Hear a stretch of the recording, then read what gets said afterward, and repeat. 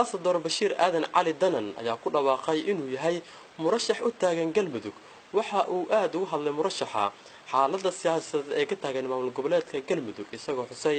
in Galmudug ay u baahan tahay hoggaan la jaan qaadi kara dawladda dhexe ee dalka murashax baan ahay hal shuruud bay nagu xireen oo dhaqaalahooda iyo shilinkooda ku bixinayaan haday dadka reer Galmudug yihiin meel kasta ay joogaan waxay doonayaan inaan magaca Galmudug mar dambe inta shandad lagu qaado inaan meelaha la geenin wadamo kale aan la geenin dhulka iyo dadkuna kira maaha dhulka iyo dadku waa asli ilaahay la siiyay lagumana aqoonin wax walba la sheego laguma aqoonin dadka reer Galmudug wadaniyad xumo iyo midnimo xumo Soomaalinimada dad ku sareeyay ayaan magac ku leh laga soo bilaabo taariikhii halgamadii Soomaaliyeed ilaa leegadii haatana dhagaxumada dhacday iyo magac xumada dadkaas Galmudug la damcay in lagu tiro waxaan doonaynaa inaan ka tirno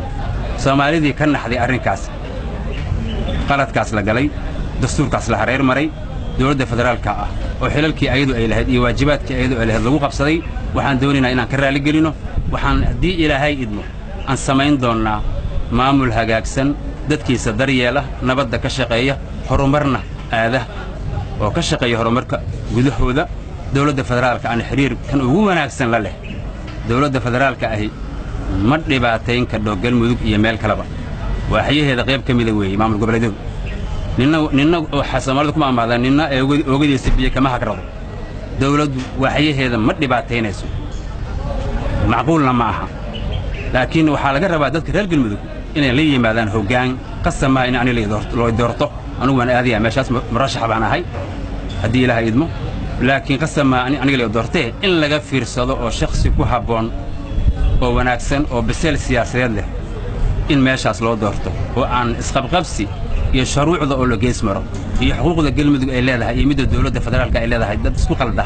inaysan noqonin cid dambe oo la dooran doono arrinkaasi waa muhiim wax looga fadhiyo dadka reer Galmudug wax looga fadhiyo xildhibaanada sharafta leh dawladda federaalka ana waxaan filayaa inay ay ogolaan doonto markii dadkaas ay doortaan qof ku haboon oo wanaagsan oo munaasibkiisa yaqaan oo shaqadiisa ka soo baxo aad baan ugu mahad celinayaa arrinkaas waan naga go'an tahay waan tageynaa meeshii waan hawl galeynaa hawl baan naga bilawnay dantan u bilawnaan waxay ahayd inay istaagto oo ay dhisanto oo ay noqoto maamul jira haddana ka samrimeeno waan tageynaa waan badbaadinaa dalkeena iyo dadkeeni dawladdeena sharafka leh ee federaalka ahna waxaan aaminsanahay marka hawshaas aan soo